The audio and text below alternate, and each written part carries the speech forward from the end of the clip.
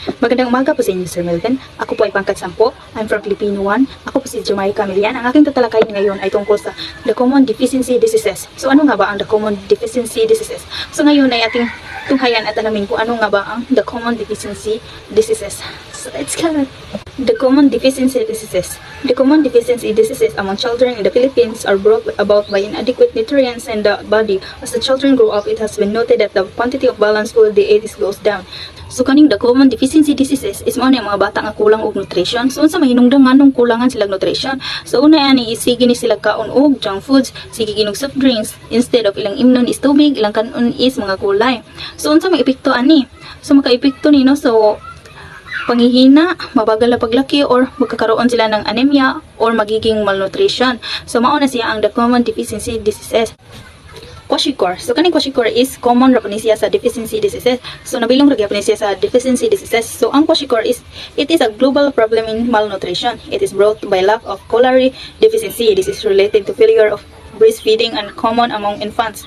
Ang ibig sabihin ng kwashiorkor ay isang uri ng malnutrition na dulot ng kakulangan ng calories at protina. Madalas ito nangyayari sa mga batang hindi nasusubuan ng sapat o hindi na breastfeed ng tama. So halimbawa ni batang payat na may malaking tiyan at manipis na buhok. Pamilya na kulang sa pagkain kaya hindi nabibigyan ng protina, karni, or itlog. So, unsa may kahalagan ani kwashiorkor? So, importante ang kwashiorkor para maiwasan ito at kailangan ng sapat na protina, lalo na sa protina sa pagkain ng bata. So, unsa may masamang epekto ani sa bata? So, pamamaga ng tiyan, panghihina, mabagal na paglaki, pagiging sakitin. So, mauni siya ang kwashiorkor. So, ang kanilaging kwashiorkor mo ni siya ang kanang bitong mga bata nga kanang bitong na kulangan sila sa pag-breastfeed. So, ano nga ba ang vitamin D deficiency? One of the effect of this deficiency is night blindness. Another is theomalacia. A person suffering from this deficiency has a difficulty in climbing stairs and in walking. There is a pain in the rheumatic type on bones and legs and the lower part of the back. So, ano ba ang ibig sabihin nito? So, ating alamin. Vitamin A deficiency, ang ibig sabihin nito ay kapag kulang ang vitamin A, nagkakaroon ng night blindness at panghihina ng buto at katawan. Hirap din ang tao sa pag-akyat o paglagkang dahil sa nanghihina ang mga kalamnan at buto. So, ang pasabutan ng vitamin A deficiency is kanang kung kulangan bitaw kag vitamin A is kanang manghina imong mga buto, mga suni katawan, ya kanang maglisod ka ultimo sa paglakaw or sa pag-akyat bitaw. So mao ni hinungdan ganong ngana ka kay kanang kulang kag vitamin A. So ang halimbawa ni is batang hindi nakakakita sa dilim, kulang sa gulay na may kulay orange at berdeng dahon tulad ng kalabasa, malunggay, carrots. So unsa may importante nganong importante man ang vitamin A deficiency? Pinanatiling malinaw ang paningin, pinapalakas ang resistensya laban sa infection. So, unsa may masamang epekto pod aning vitamin A deficiency? So, naman sa definition ng night blindness, paglala hanggang tuluyang magkabulag. Law kani day pod ang masamang mao ni siya pod ang masamang epekto kanang mas mugrabe bitaw nga hangtod nga dili na jud ka makakita. Nya panghihina ng buto kanang mura bitaw manghina na jud yung mga buto, mga kabukugan unsa ba na diha? Madaling kapitan ng infection. So dali ra jud ka maduolan og mga infection. So mao na siya ang masamang epekto ng vitamin A deficiency. Next is vitamin C deficiency. If the tissue has been saturated with ascorbic acid, several months of dietary deprivation may occur before symptoms of deficiency may be manifested. A person who suffers this deficiency has poor wound healing and irritability to infection are among the signs of deficiency. A person who lacks vitamin C will suffer from scurvy, pain and swelling of the and legs and present. The baby is pale and irritable, cries when handled. Loss of weight, fever, diarrhea, and vomiting are present. If the teeth are erupted, the gums are likely to be swollen. So, ang ibig sabihin ng vitamin C deficiency is ito naman kung hindi sapat ang vitamin C sa katawan. So, maaaring lumabas ang sakit na scurvy, lumabas ang mga sintomas matapos ang ilang buwang walang intake ng vitamin C.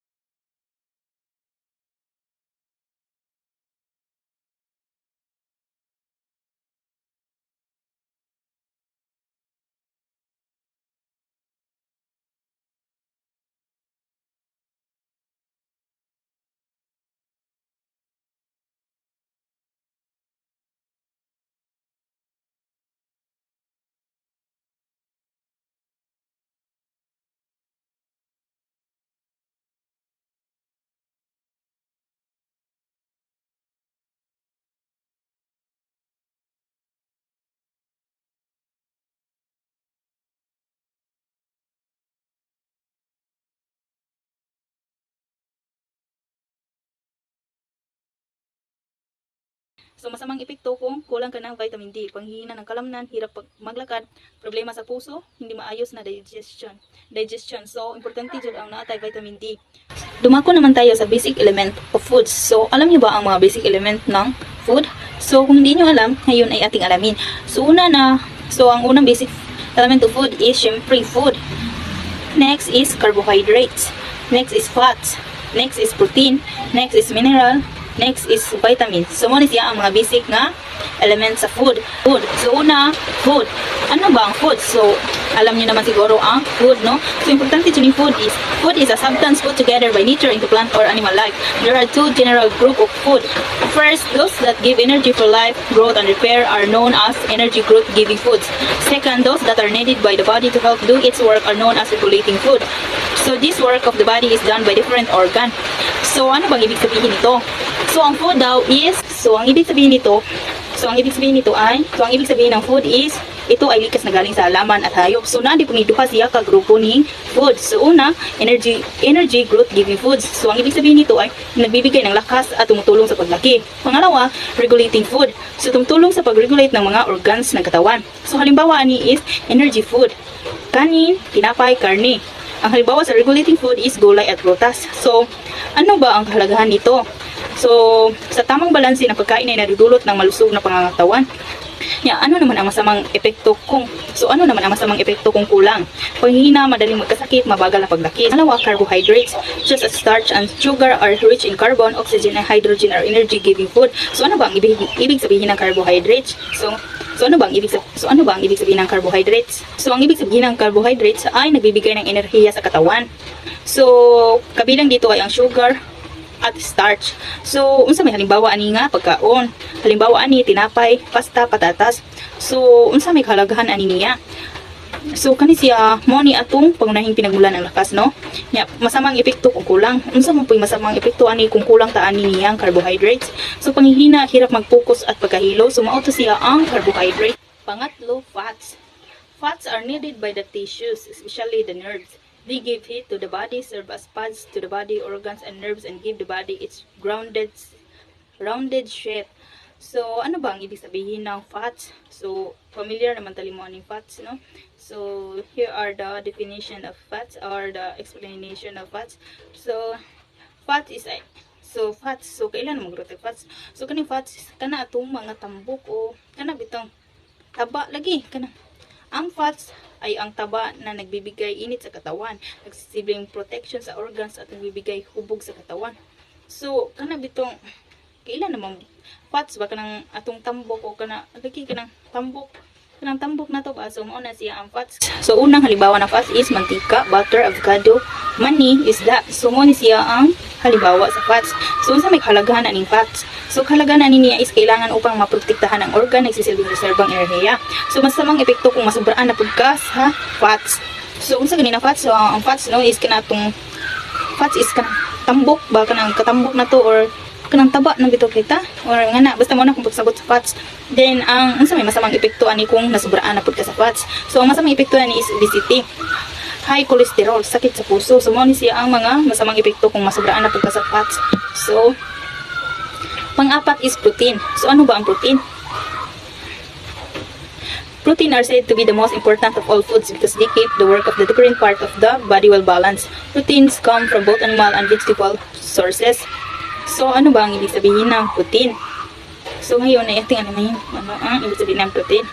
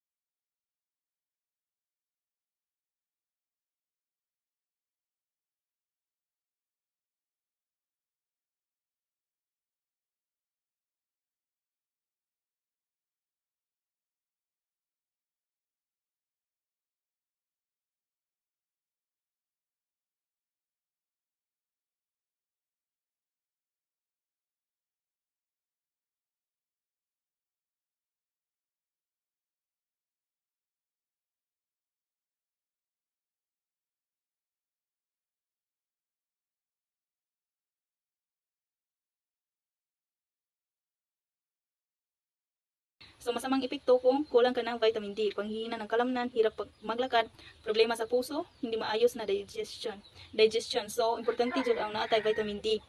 Dumako naman tayo sa basic element of foods. So alam niyo ba ang mga basic element ng food? So kung hindi niyo alam, ngayon ay ating alamin. So ang unang basic element of food is syempre food. Next is carbohydrate.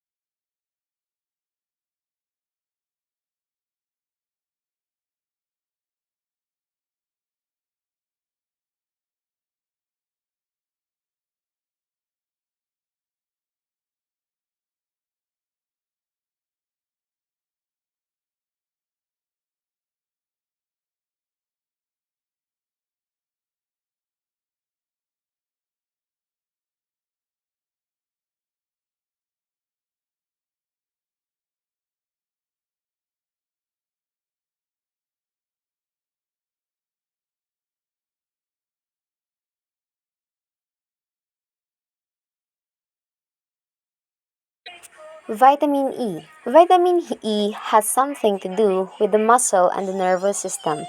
It is found among the green leaves of spinach, cabbage, cauliflower, carrots, and seaweeds. Vitamins B and C are called water-soluble vitamins because they dissolve easily in water and are not stored in the body for a long time. They must be taken regularly through food. Vitamin B, thiamine, riboflavin, and nicotinic acid. Thiamine helps prevent beriberi and supports energy production in the body. Riboflavin helps regulate the nervous system and supports body growth. Nicotine acid, it prevents and cures pellagra. Its sources are liver, lean, pork, peanuts, potatoes, and vegetables. Vitamin C, or ascorbic acid, helps prevent scurvy, strengthens the immune system, and helps the body heal wounds. It is commonly found in fruits and vegetables. Importance of water. Water is not considered food, but it is essential for life. It helps in digestion of food, removal of waste from the body, regulation of body temperature, proper circulation of nutrients. Without enough water, the body cannot function properly. Balanced diet. A balanced diet means eating the right amount and variety of food needed by the body. It includes grains of energy, fruits and vegetables for vitamins and minerals, proteins, rich food for growth and repair of body tissues. A balanced diet also means limiting sugar to avoid diseases like diabetes, limiting salt intake to prevent high blood pressure. Eating healthy foods in proper amounts help maintain good health and prevent illness. Alcohol and health. Alcohol affects the body when it enters the bloodstream and reaches organs such as the brain, liver, and muscles. It is not digested like food and can quickly affect the body functions. Effect of alcohols on the body. Alcohol can slow down reaction time, affect thinking and behavior, and damage body organs when taken excessively. It may also affect appetite and digestion. Alcoholism. Alcoholism is a condition where a person drinks alcohol repeatedly and excessively, causing harm to health, behavior, and daily life. Disadvantages of alcohol use. Excessive alcohol intake can lead to loss of interest in life, poor judgment, slower reaction, and serious health problems, especially to the brain and liver. This topic highlights the importance of eating nutritious food, drinking enough water, maintaining a balanced diet, and understanding the harmful effects of alcohol. Practicing healthy habits is essential for physical, mental, and overall well-being. Thank you.